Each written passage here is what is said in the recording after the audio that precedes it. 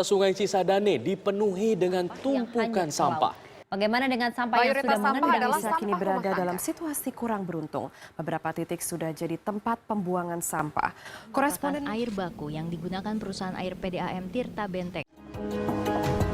Padang lamun, habitat ikan untuk regenerasi. Air. Tahukah kamu, 75% tubuh kita adalah air. Setiap hari, air akan keluar dari tubuh kita. Saat cuaca panas, saat berolahraga, maupun saat kita buang air kecil. Air yang sudah keluar harus diisi lagi. Caranya adalah minum air sebanyak 2 liter atau 8 gelas setiap harinya. Jumlah air di bumi dari dulu sampai sekarang tidak berubah. Mengapa? Karena air terus bergerak. Ini dinamakan proses siklus air, di mana air menguap menjadi awan karena panas matahari.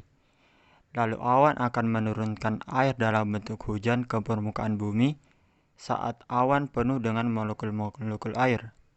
Proses ini akan terus berulang. Air di bumi terdiri dari 97% air asin dan 3% air tawar. Kita hanya bisa mengonsumsi air tawar. Sebagian besar air tawar adalah es yang ada di kutub. Sisanya adalah terdapat di tanah, sungai, dan danau. Pencemaran air dan dampaknya. Air bersih yang kita gunakan berkurang karena polusi. Polusi disebabkan oleh limbah pembuangan pabrik dan yang paling banyak adalah limbah rumah tangga. Penyebab pencemaran air lainnya yakni industri yang membuang berbagai macam polutan ke dalam air limbahnya seperti logam berat, toksin organik, minyak, nutrien, dan padatan. Pencemaran air oleh sampah dan penggunaan bahan peledak untuk menangkap ikan. Pencemaran air berdampak luas, misalnya dapat meracuni sumber air, meracuni hewan, pengerusakan hutan akibat hujan asam, dan sebagainya. Pengendalian pencemaran air. Banyak hal yang bisa kita lakukan sebagai cara penanggulangan pencemaran air, seperti sadar akan kelangsungan ketersediaan air dengan tidak merusak atau mengeksploitasi sumber mata air agar tidak tercemar, tidak membuang sampah ke sungai, mengurangi intensitas limbah rumah tangga, melakukan penyaringan limbah pabrik. Tahukah kita bahwa air memiliki peranan yang sangat penting bagi kehidupan? Kita tidak bisa lepas dari yang namanya air, karena hampir semua kegiatan memerlukan air. Namun, tak sedikit pun dari kita mengalami kekurangan air, sehingga kita harus bisa menghemat air serta memanfaatkan air dengan baik.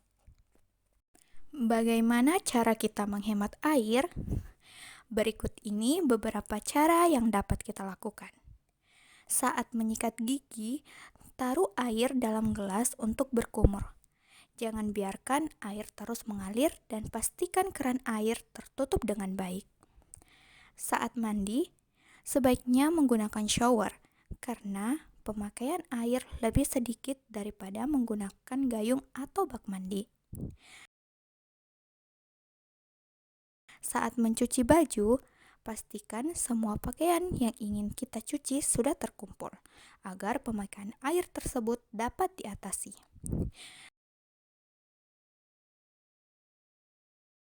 Saat mencuci piring, sebaiknya tampung air dalam baskom untuk membilas piring. Cara ini lebih hemat daripada menggunakan air yang mengalir. Dengan itu saja, kita sudah membantu orang-orang yang kekurangan air dan mengubah kebiasaan untuk masa depan menjadi lebih baik.